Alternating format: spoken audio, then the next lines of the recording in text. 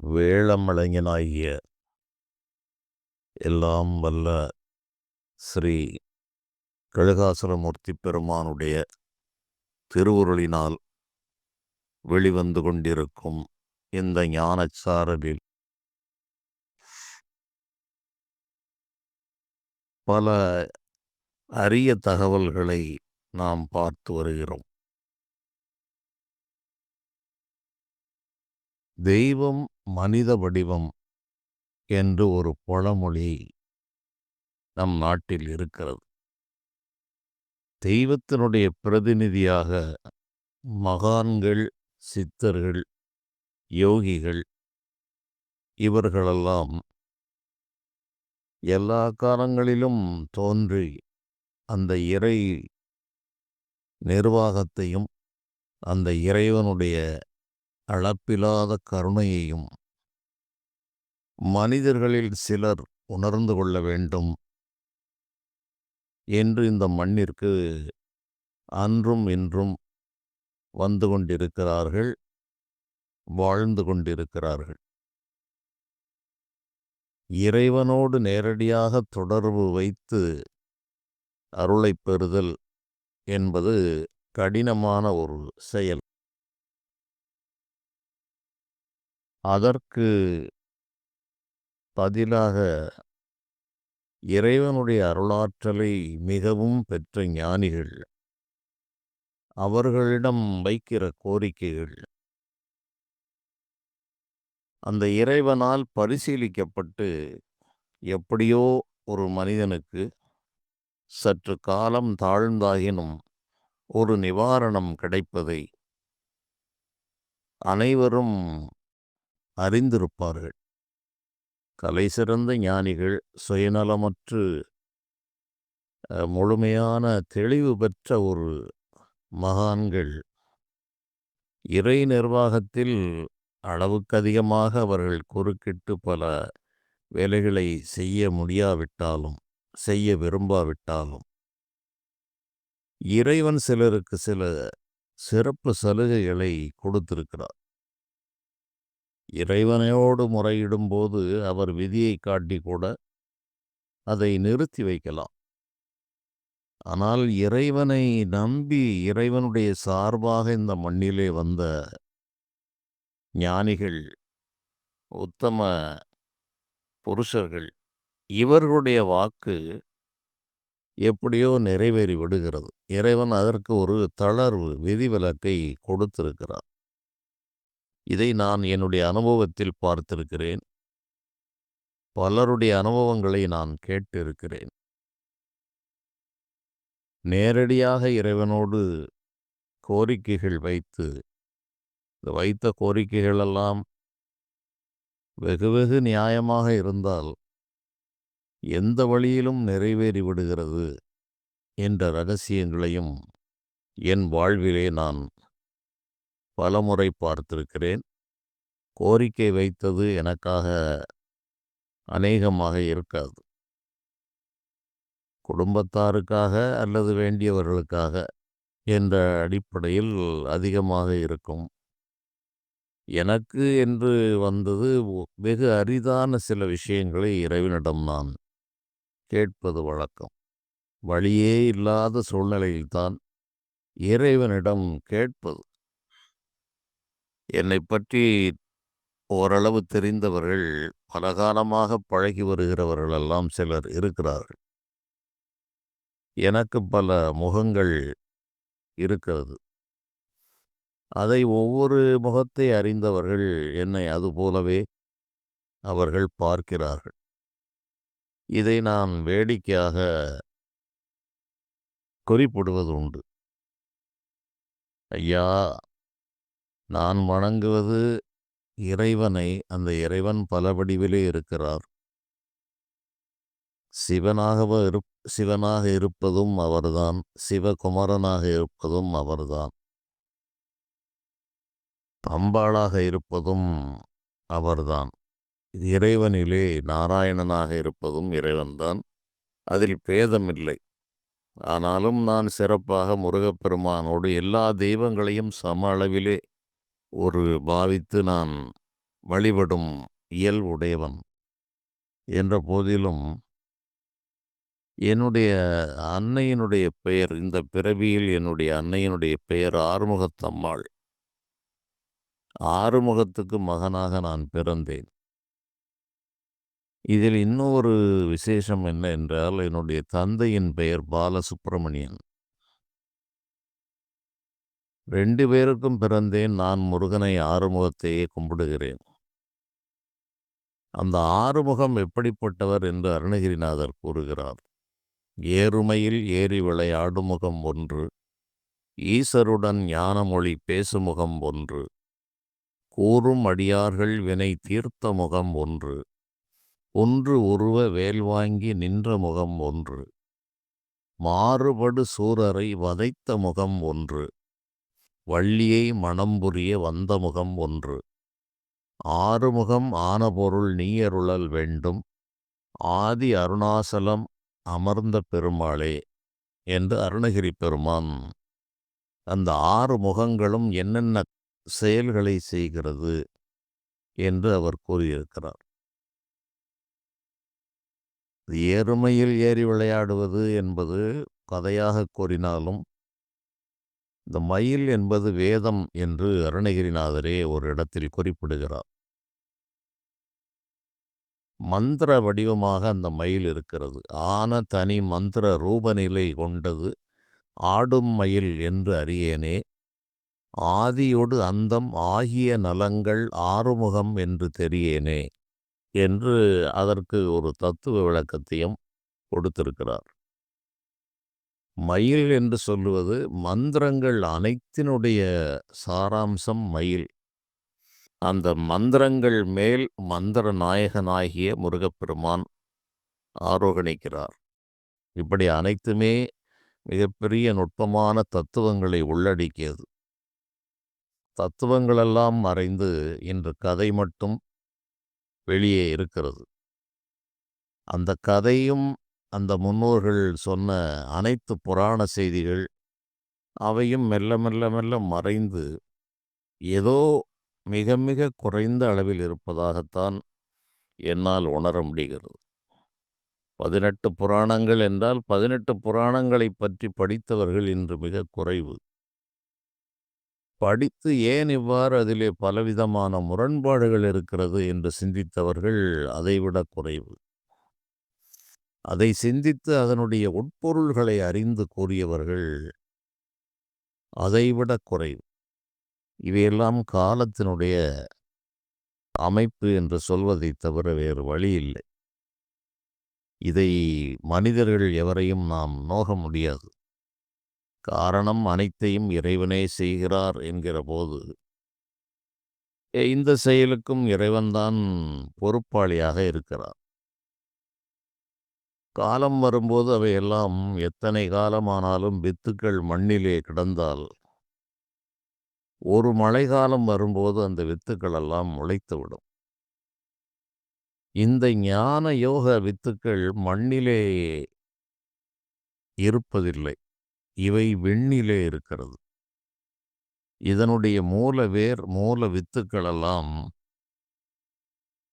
மண்ணிலும் விண்ணிலும் நிறைந்திருக்கிறது.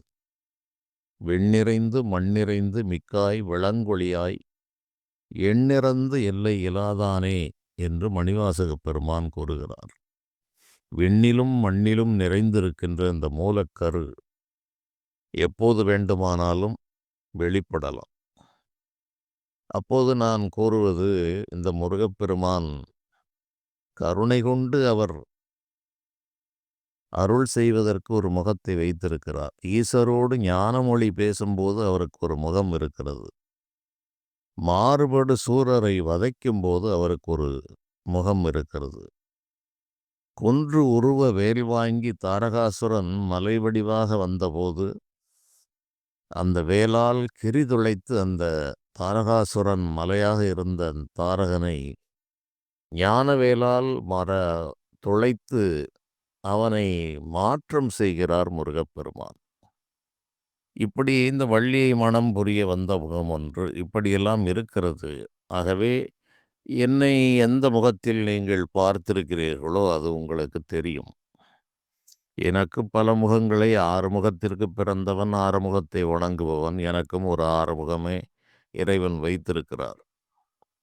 அதில் ஒவ்வொரு வாழ்நாளிலே ஒவ்வொரு பகுதியில் ஒவ்வொன்றை பார்த்தவர்கள் அதை வைத்தே முடிவு கட்டியிருப்பார்கள். இப்போது பித்தனையே எந்நாளும் வணங்குகின்ற ஒரு நிலையில் இன்று ஒரு பித்தன் என்ற ஒரு நிலையும் அது வெகு காலத்திற்கு முன்பே வந்துவிட்டது. காரணம் என்ன என்றால், மற்ற மனிதர்களிலிருந்து நான் வேறுபட்டவனாகவே இளம் வயதிலிருந்தே வாழ்கிற ஒரு காரணத்தால், புரிந்து கொள்ளாதவற்றை பைத்தியம் என்று கூறுவது இந்த உலகத்து வழக்கம். இறைவனுக்கே உன்மத்த சேகரன் என்று ஒரு பெயர். உன்மத்தம் என்றால் பைத்தியம் என்று ஒரு பொருள். உன்மத்த சேகரன் என்றால் பித்து பிடித்தவர்களுக்கெல்லாம் தலைவன் என்று ஒரு பொருள் வருகிறது. அதுபோல பித்தா பிறை சூடி பெருமானே அருளாளா என்றுதான் சிவபெருமானை சுந்தரமூர்த்தி நாயனார் அழைக்கிறார். அவ்வாறு அழைப்பதிலே இறைவன் மகிழ்கிறார்.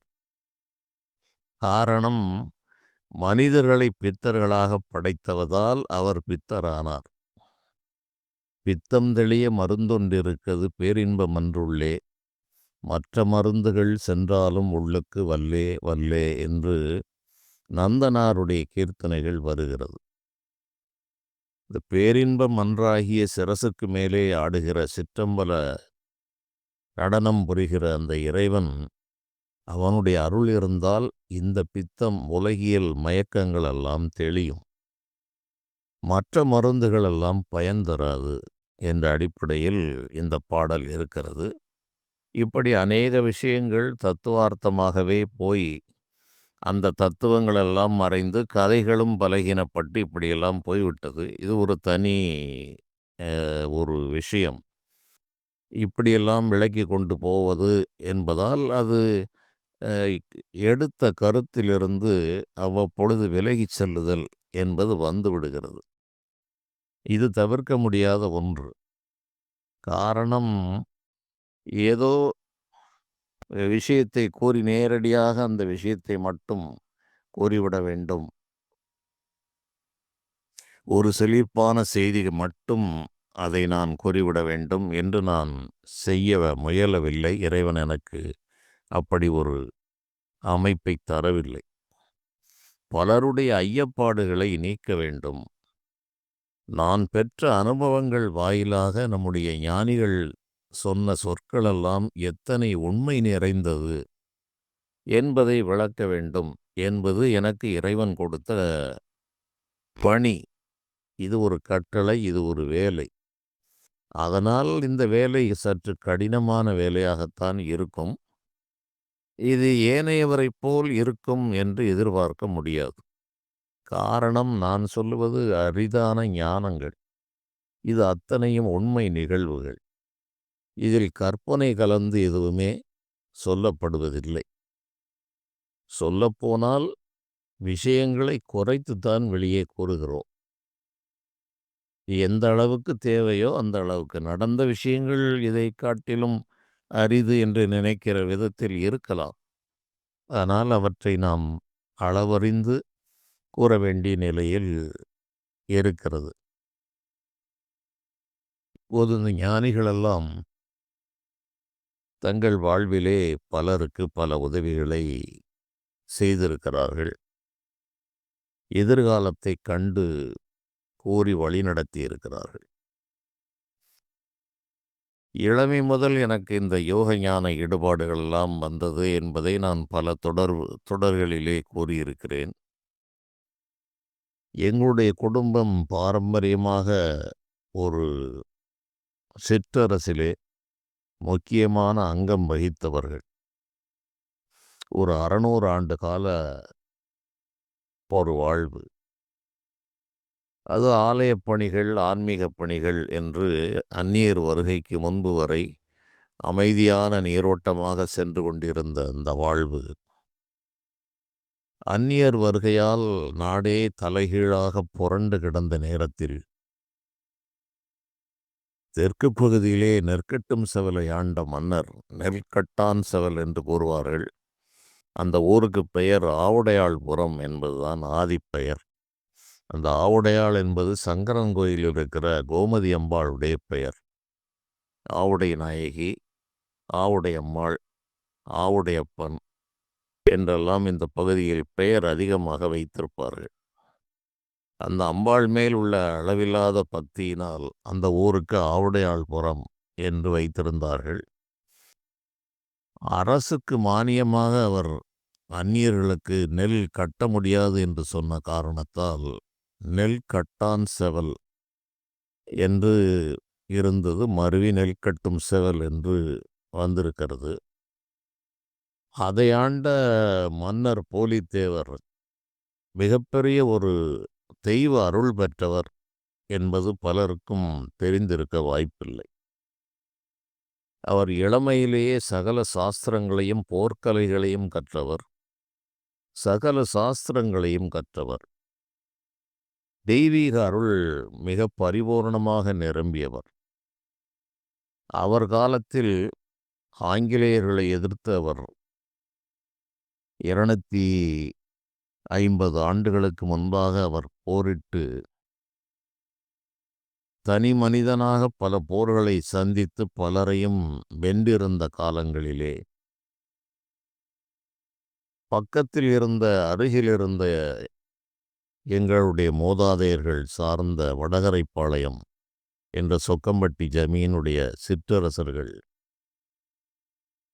அவர்களோடு இணைந்து நெடுங்காலம் போராடினார்கள். அவருக்கு பக்கபலமாக இவர்கள் இருந்தார்கள். இந்த போராட்டம் நெற்கட்டான் செவலில் மட்டும் நடந்ததை பலர் அறிவார்கள். இதே போலித்தேவர் பாளையங்கோட்டையில் சென்று அங்கும் ஓர் போர் நடத்தியிருக்கிறார். களக்காடு என்று சொல்கிற பகுதியில் சேரநாட்டுக்காரர்கள் ஆங்கிலேயர்களோடு சேர்ந்து சில வேலைகளை செய்தபோது அங்கும் சென்று ஒரு போராட்டத்தை நடத்தி அதிலும் வெற்றி பெற்றார். எந்த போரிலுமே இவர் தோல்வி தழுவவில்லை. ஆகவே ஆங்கிலேயர்கள் பல சூழ்ச்சிகளை செய்து இந்த மாமன்னரை ஒரு துன்பமான நிலைக்கு கொண்டு சென்றார்கள். என்றாலும் இறைவனுடைய அருளால் அவர் ஒளி ரூபமாக அந்த ஆலயத்தில் சென்று மறைந்தார் என்பதுதான் அந்த பரம்பரையாக கர்ண பரம்பரை செய்திகள். பின்னால் வரலாற்றுக்காரர்கள் எப்படி வேண்டுமானாலும் கூறலாம். இந்த நிலையில் அவரோடு இணைந்து போராடியது அவர் காலத்திற்கு பிறகு எங்களுடைய அந்த சிற்றரசு அதி உக்கிரமாக அந்த போரை கையில் எடுத்த காரணத்தால் இவர்களுக்கும் ஆங்கிலேயர்களால் பல துன்பங்களும் தொல்லைகளும் வந்தது. சிறைவாசத்தை அடைந்தார்கள். ஆங்கிலேயர்களை எதிர்த்தார்கள். வரியாக 1 மணி நெல்லும் தர வேண்டாம், உங்களுடைய மேலாதிக்கத்தை ஏற்றுக்கொள்ளுகிறோம் என்று நீங்கள் ஒரு அறிவிப்பு பலகை மட்டும் வைத்து நீங்கள் ஆட்சி செய்யலாம் என்று ஆங்கிலேயர்கள் கேட்ட சமயத்தில் அதற்கும் மறுத்தவர்கள் எங்களுடைய முன்னோர்கள். அவர்களுடைய நோக்கம் என்ன என்றால், இப்படியாவது ஒரு அறிவிப்பை அவர் செய்துவிட்டார் என்றால் அநேக பாளையங்களை பணிய வைத்து விடலாம் என்பது அவர்களுடைய திட்டம். தன்மானத்தை விட்டு அப்படி உயிர் வாழ வேண்டிய அவசியமில்லை என்று இவர்கள் மறுத்தார்கள்.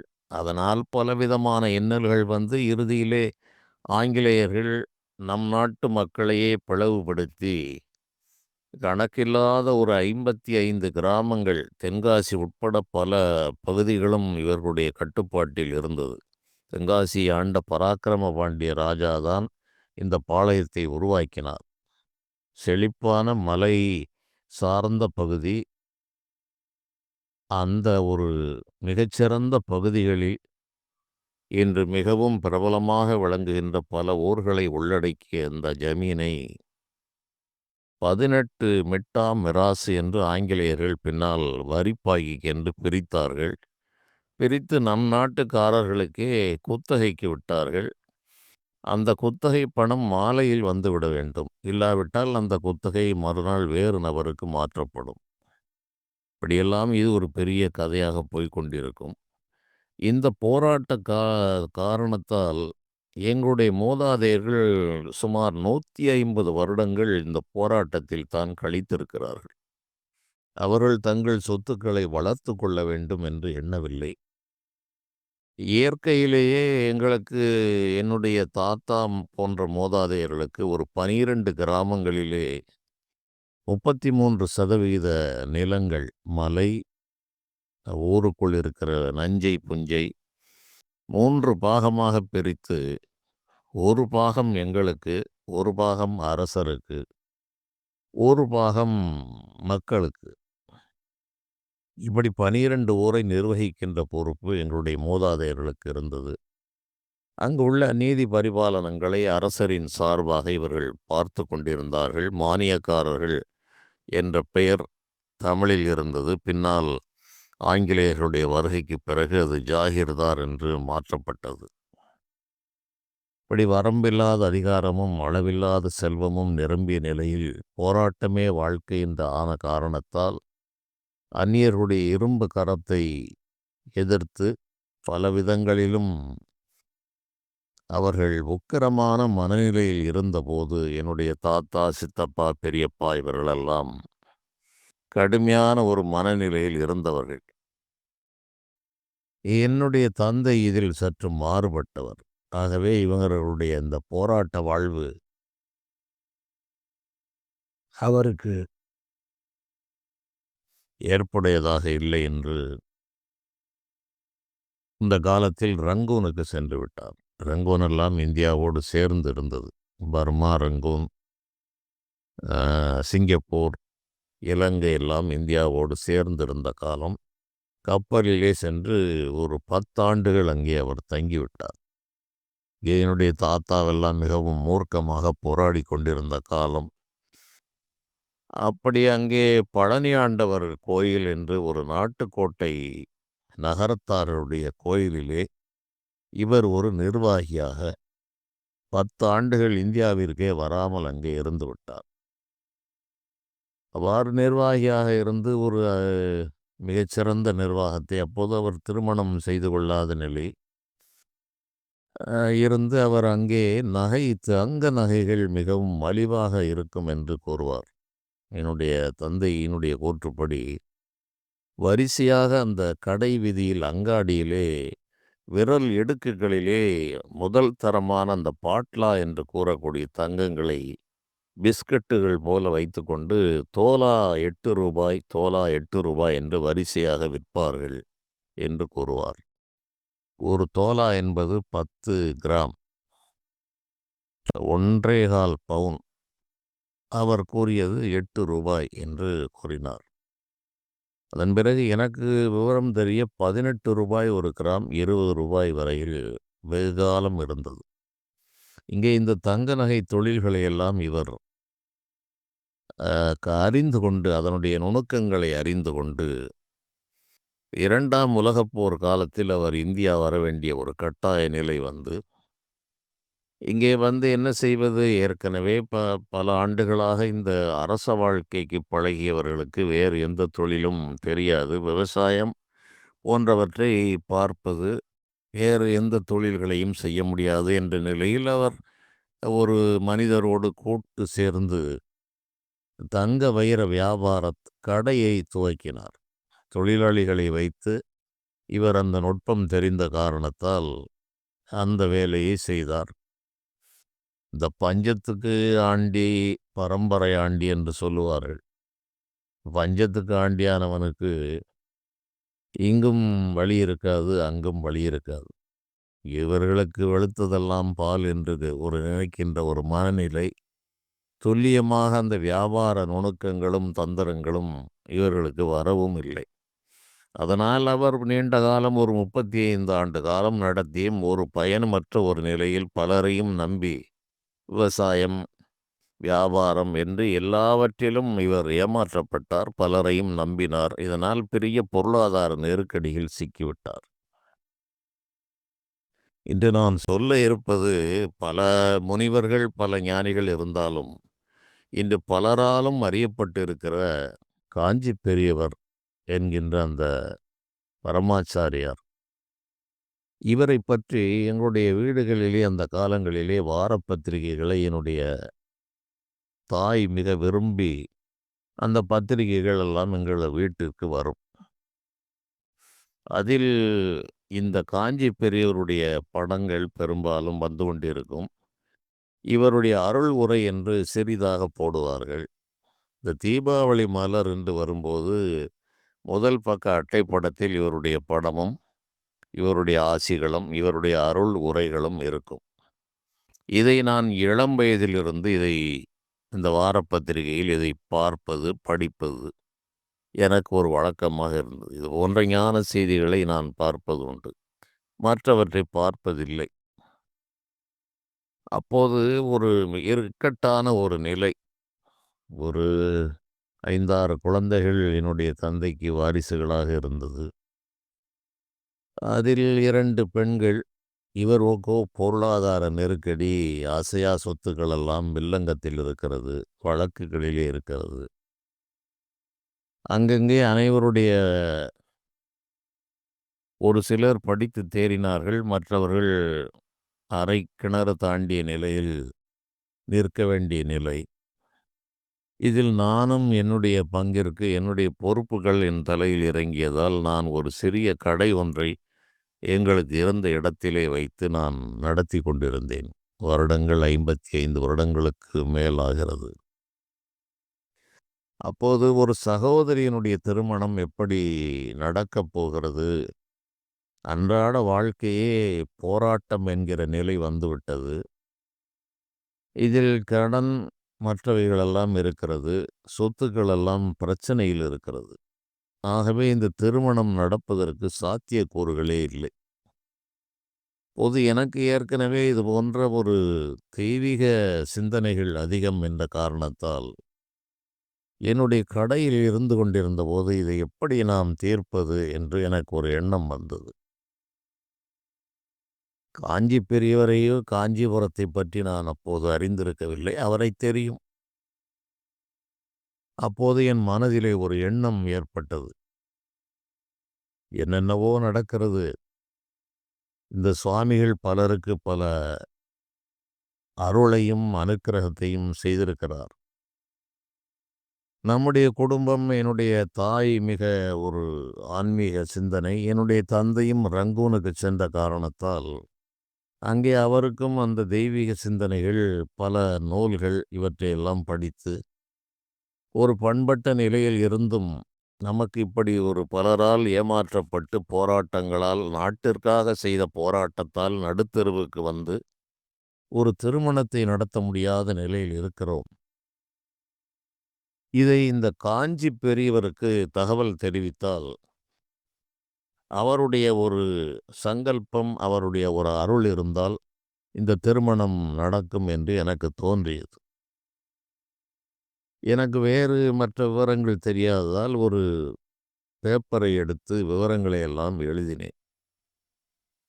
இப்படி நான் இந்த வாரப்பத்திரிகைகளில் படிக்கிறேன். தங்களை பற்றிய விஷயங்கள் எல்லாம். எங்களுடைய குடும்பம் இந்தந்த நிலைகளை பெற்றது. இன்று இப்படி இருக்கிறது. இந்த திருமணத்திற்கு வழியே இல்லை. தாங்கள் இறைவனிடம் பிரார்த்தனை செய்து, இந்த திருமணத்தை ஒரு பெரிய ஒரு தங்க வைர வியாபாரம் அந்த வட்டாரத்திலே பெரிய ஒரு நிறுவனமாக நடத்தியவர். 1 கிராம் தங்கம் போடுவதற்கு கூட அவருக்கு வழி இல்லை. இப்படி நிலையில் எப்படி ஒரு பெண்ணினுடைய திருமணம் நடக்கும் என்று எனக்கு தெரியவில்லை. தாங்கள் கருணை கூர்ந்து இறைவனிடம் வேண்டி, இந்த திருமணத்தை நடத்த உதவிட வேண்டும். உங்களுக்கு முறையிட வேண்டும் என்று எனக்கு மனதிலே தோன்றிய காரணத்தால், நான் இதை தங்களுக்கு முறையிடுகிறேன். தாங்கள் எங்கிருக்கிறீர்கள்? யார் என்ன என்று எனக்கு எந்த விவரமும் தெரியாது என்று நான் என்னுடைய மனதில் பட்டவற்றை எல்லாம் எழுதி, ஒரு தபால் கவரில் போட்டு, காஞ்சி பெரியவர் காஞ்சிபுரம். எனக்கு விலாசமும் தெரியாது என்று போட்டு ஒரு தபாலை அனுப்பிவிட்டேன். அது அவர் கைக்கு போய் சேர்ந்திருக்கும் என்று தான் நான் எண்ணுகிறேன். அது எப்படி சென்று அவர் பார்த்தார், செய்தார் என்பதெல்லாம் இன்றளவும் எனக்கு அது தெரியவில்லை. நான் போட்டுவிட்டு இருந்துவிட்டேன். சரி, வேறு என்ன செய்வது? ஞானம் பெற்றவரிடம் மிகத் துன்பமான காலத்திலே உதவி கேட்பதால் தவறில்லை என்ற அடிப்படையில் செய்துவிட்டு நான் பொறுமையாக இருந்தேன். அந்த துன்ப காலங்களெல்லாம் ஒரு 5 ஆண்டுகள் நான் தான் அவை அனைத்தையும் போராடி, இவர்களை புதை மணலில் இருந்தவர்களை, என்னுடைய குடும்பத்தார்களை வெளியே எடுத்து, ஒவ்வொருவராக தூக்கி சமதளத்திற்கு கொண்டு வந்து, அந்த சிக்கல்களை எல்லாம் நான் போராடியது மிகப்பெரிய ஒரு போராட்ட வரலாறு. அதையெல்லாம் செய்து முடித்து ஒரு ஒழுங்கு நிலைக்கு ஓரளவுக்கு வந்தது. அந்த நிலையில் என்னுடைய தந்தையினுடைய புதல்வரிலே ஒருவர் தபால் துறையில் வேலை பார்த்தார். எல்லாம் சிக்கல்கள் எல்லாம் ஓரளவு தீர்ந்தது. அவர் வேலை செய்து கொண்டிருந்தபோது அங்கே பணியாற்றுகிற ஒருவருடைய பெண், அவர் வீட்டிற்கு போவது வருவது என்றபோது, அந்த பெண்ணை திருமணம் செய்து கொள்ள வேண்டும் என்று இவருக்கு ஒரு விருப்பம் ஏற்பட்டது. அப்போது அவருக்கு மூத்த சகோதரி இருக்கிற காரணத்தால், அந்த திருமணத்தை நடத்தினால் இதை நடத்தலாம் என்கிற ஒரு நெருக்கடி. அப்போது அந்த இவர் விரும்புகிற பெண்ணினுடைய தந்தை ஒரு 54 வயது.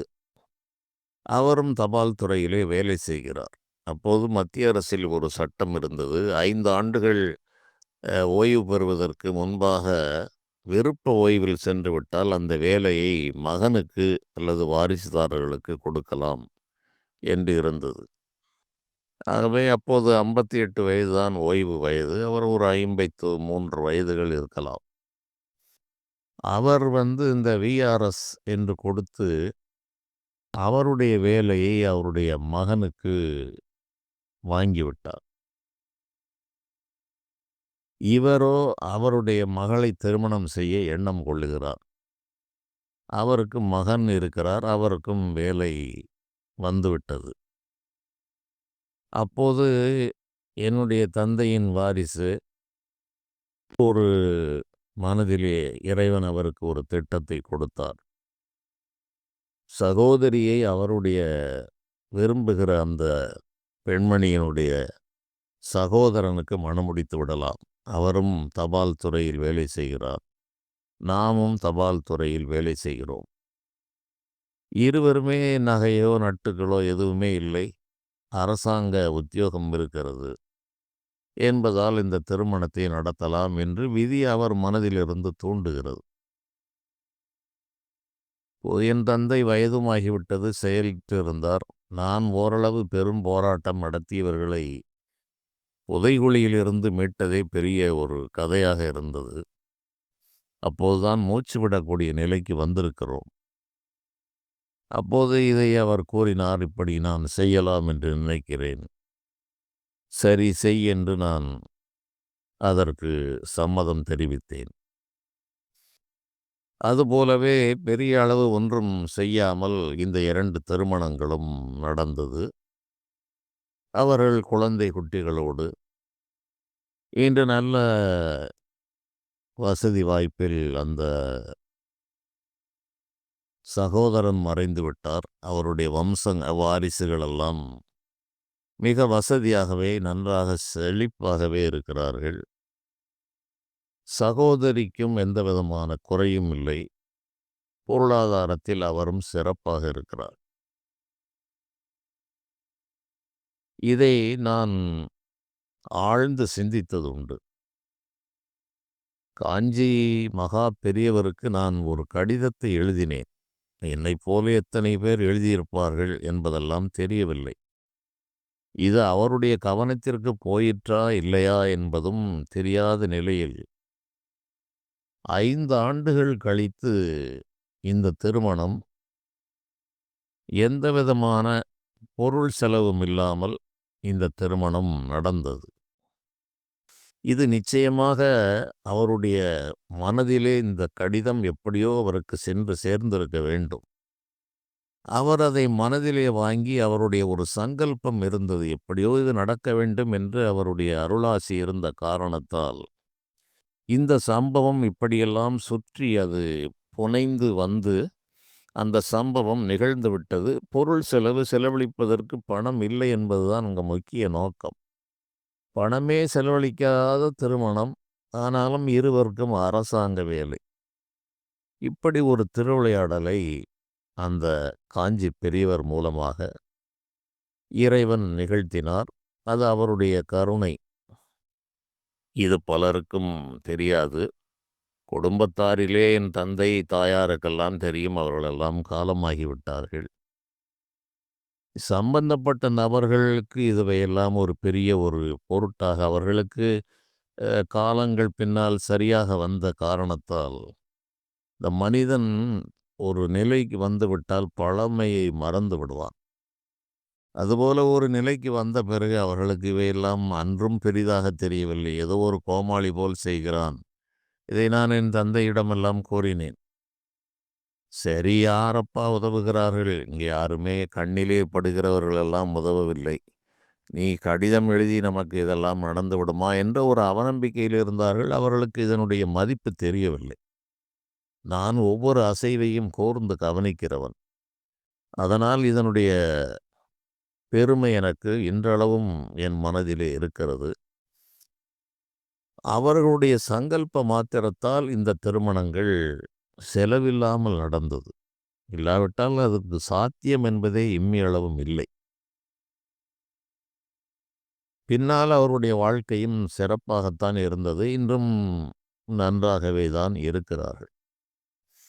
இப்படி சில ஞானிகள் நம் கண்முன்னால் வாழ்ந்தவர்கள் அந்த இறை நிர்வாகத்திலே குறுக்கிட்டு அதற்கும் ஒரு 5 ஆண்டு காலங்கள் தேவைப்பட்டிருக்கிறது. ஆனால் தேவைப்பட்டாலும் சிரமமே இல்லாமல் அந்த செயல் நடந்தது என்பதை இது ஒரு அமானுஷ்யம் என்று சொல்வதைத் தவிர வேறு வழி இல்லை. சாதாரண நிலையில் இதற்கு சாத்தியம் இல்லாத நிலை.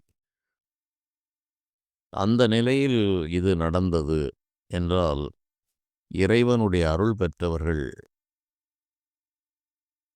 அந்த அருளால் சில நேரங்களில் இப்படிப்பட்ட அசாத்தியமான காரியங்களை செய்துவிட முடியும் என்பதற்கு இது ஒரு மிகப்பெரிய ஒரு சான்றாக இருந்தது. இப்படி பல செய்திகளெல்லாம் இருக்கிறது. நான் சந்தித்த ஞானிகள், நான் சந்தித்த அருளாளர்கள் என்பது பின்னால் அந்த துறையில் நான் அதிதீவிரமாக இறங்கிய பிறகு நான் என்னுடைய அனுபவங்கள் கணக்கில்லாதது. இளமை காலத்திலேயே கூட எங்களுடைய தந்தையார் நான் கூறியிருக்கலாம், என்னுடைய தந்தையார் பல சாது சந்நியாசிகளை அழைத்து வந்து உணவிடுவது வழக்கம். அதில் சிறந்தவர்களும் இருப்பார்கள், சாமானிய நிலை பெற்றவரும் இருப்பார்கள். அதிலே ஒரே ஒரு ஒரு மிகப்பெரிய ஒரு ஞானி ஒருவர், அவர் காவி அணிந்திருப்பார், ஒல்லியான வளர்ந்த உருவம், அதிகம் பேசுவதே இல்லை. என்னுடைய தாயாருக்கு அவர் மேல் மரியாதை உண்டு. அவரிடம் சில விஷயங்கள் எல்லாம் கேட்பார். அவர் அந்த விளக்கு முன்னால் அமர்ந்து ஒரு ஆசனத்தில் வீராசனத்தில் இருந்து கொண்டு, என்னுடைய தாயாருக்கு இந்த மூச்சு இரைப்பு நோய், ஆஸ்மா என்ற நோய் இருந்தது. அது குளிர்காலங்களில் மிக அவதிப்பட்டு கொண்டிருந்தார். அவர் மண்ணில் வாழ்ந்தது 58 வயது வரைதான். அதையும் அவர் முன்பே கூறியிருந்தார். 58 வயது வரைதான் நான் மண்ணிலே இருப்பேன் என்பது அவர் அதற்கு முன்பே கூறிவிட்டார். அதுபோலவே 58 வயதில் அவருக்கு ஒரு நோய் வந்து மரணமடைந்தார். அதற்கு முன்பாக இந்த ஆஸ்மா நோய் மிக அதிகமாக இருந்தது. இவரிடம் கேட்டால் இவர் இந்த லிங்க செந்தூரம் என்பது அது செய்வதற்கு நீண்ட காலம் ஆகும். இவர் விளக்கு வெளிச்சத்தில் அந்த நெருப்பிலே ஒரு அரை மணி நேரத்தில் அதை செய்து விடுவார். சில பச்சிலைகளை வைத்து அதை கொடுப்பார். இதை நீங்கள் சாப்பிடுங்கள், ஆனால் அந்த நோய் தீராது. அப்போது என்னுடைய தாயார் கேட்டார், சாமி இது கடைசி வரையில் இந்த நோய் இருக்குமா? இல்லை அம்மா, உங்களுக்கு இந்த நோய் ஒரு 52 வயதில் இந்த நோய் போய்விடும் என்று அவர் கூறினார். அப்போது என்னுடைய தாயாருக்கு நம்பிக்கை இல்லை. இந்த ஆஸ்மா எல்லாம் ஆயுள் வரை இருக்கும் நோய். அதற்கு பெரிய மருத்துவ சிகிச்சை அப்போது இல்லை.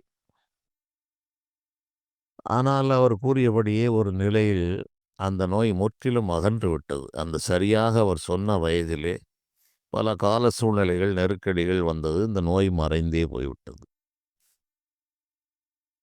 அப்போது எனக்கெல்லாம் ஒரு 10 வயதுக்குள் இருக்கும்போது, எங்கள் அனைவரையும் வைத்து, உடன் பிறந்தவர்களை எல்லாம் வைத்து என்னுடைய தாயார் எதிர்காலங்களை கேட்பதுண்டு. அப்போது என்னைப் பற்றி கேட்பார், "இவன் பெரிய மூர்க்கனாக, முரடனாக இருக்கிறான். அதே நேரத்தில் ஒரு இறை நம்பிக்கையிலும் ஆழமாக இருக்கிறான். சந்நியாசம் போய் விடுவேன் என்கிறான். திருமணம் செய்து கொள்ள மாட்டேன் என்கிறான். இவனைப் பற்றித்தான் எனக்கு பெரிய கவலையாக இருக்கிறது" என்று கூறினார். ஒவ்வொருவருக்கும் பார்த்து அவர் கூறினார், "நான் இவற்றை உன்னிப்பாக கவனிக்கிறேன்." மற்றவர்களுக்கெல்லாம் அவர் விசேஷமாக கூறவில்லை. அவர் கூறியபடிதான் நடந்தது. ஒவ்வொருவருக்கும் சில குறிப்புகளை கூறினார். அவர்களையெல்லாம் அவர் பெரிதாக அவர் எடுத்துக்கொள்ளவில்லை. இறுதியாக என்னுடைய தாயார் என்னைப் பற்றி மிக குறிப்பாக கேட்டவுடன் அவர் என்னையே உற்று பார்த்தார். பிறகு கண்களை மூடி நெடுநேரம் நின்றார். ஒரு 10 நிமிடங்களுக்கு மேல் அவர் அப்படியே நின்றிருப்பார். அதன் பிறகு கூறினார், "அம்மா, இவன் பல பிறவிகளில் தவத்தை செய்தவன். எங்களைப் போன்ற ஒரு உயர்ந்த நிலைக்கு இவன் வந்துவிட்டவன். ஆனால் இவனிடம் ஒரு பெரிய குறை இருக்கிறது.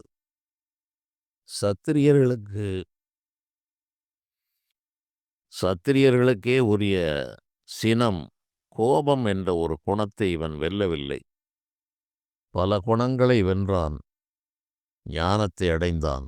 இந்த ஒரு குணம் இருக்கிற காரணத்தால் இந்த பிறவியில் இவன் முக்தி பெறுவது கடினம். இவன் துறவு செல்வான், வந்து விடுவான்" என்று கூறினார். எனக்கு அவர் கூறியது போலவே சினம் ஏறுகிறது. நாம் இதில் 100க்கு 100% உறுதியாக இருக்கும்போது இவர் இப்படி கூறுகிறார் என்று அப்படியே ஒரு வேகம் இருந்தது. என்னுடைய தாயார், "திருமணமே செய்து கொள்ள மாட்டேன் என்று கூறுகிறானே?" என்று கேட்டார். அதற்கும் சற்று கண்ணை மூடி நின்றார்.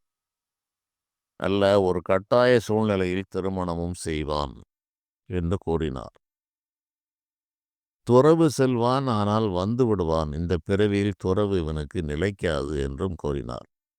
ஆனால் இவன் ஒரு தெய்வீக நிலையை பெறுவான். எங்களோடு எண்ணத்தக்கவன். மறுபிறவியில் இவன் அந்த நிலையை அடைந்து விடுவான் என்றும் அருளாசி வழங்கினார்.